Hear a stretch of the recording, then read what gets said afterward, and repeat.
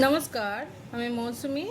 আজকে যাদের সকালবেলা পেট ফুলে সাফ হয় না, রোজেরই প্রবলেম লেগেই থাকে, গ্যাস অ্যাসিডিটি পড়ে থাকে, আর পেট সাফ হয় না বলে পুরো দিন তার মনটাও ঠিক থাকে না, আর কিছু না কিছু শরীরে একটা অস্বস্তি ভাব পেটের গড়বড়ির জন্য লেগেই থাকে। যখন আমরা নিয়মিত রূপে কিছু যে আমি যেটা পথ্যটা বলছি, যেটা খেতে বলবো, সেইটা খেলে রোজের 5 মিনিটের মধ্যেই পেট একদম খুলে সাফ হয়ে যাবে, শরীরও ভালো থাকবে, শরীর স্বাস্থ্য হয়ে যাবে, নিরোগ হয়ে যাবে। তাহলে কি ওটা রেমেডিটা, যেটা হচ্ছে ঘুম থেকে উঠে বাসি মুখে ব্রাশ না করে আদার টুকরো নিতে হবে, কাঁচা হলুদের টুকরো নিতে হবে, 10টা কড়ি পাতা, একজনের মাপ এটাই, ওইটা চিবিয়ে খেতে হবে। তো কেমনি করে খেতে হবে?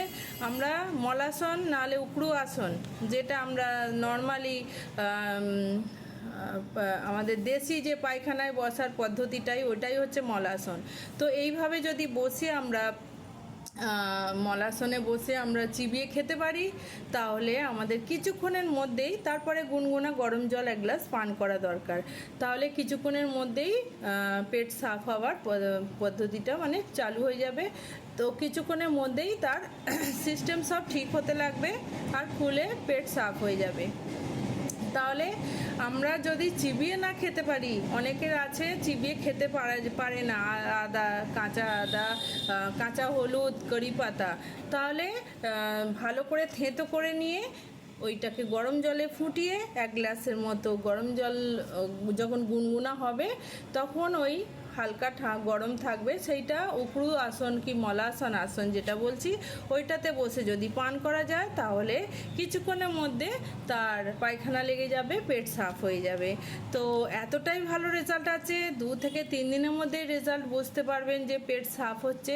যাদের পেটের প্রবলেম তারা রোজে নিয়মিত খাবে, পেট সাফ হলে শরীরও সুস্থ থাকবে, ভালো থাকবে।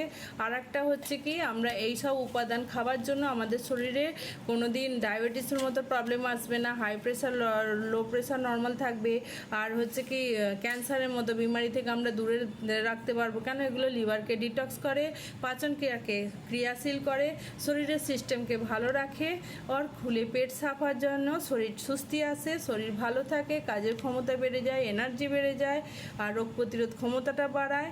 আর হচ্ছে কি ভারী রোগ থেকে তো আমরা সেফ জোনে থাকবো। এই শীতকালেতে সর্দি কাশি প্রবলেমটা আসবে না, আমাদের শরীরে বাত পিত্ত কফকে সন্তুলন রাখবে। নানাভাবে এইসব ভেষজ পদার্থ অনেক গুণের হচ্ছে, আর প্রাকৃতিক উপায়ে আমরা ঘরেতে এইভাবে সুস্থ থাকতে পারি। আপনারা প্লিজ সেবন করুন আর সুস্থ থাকুন।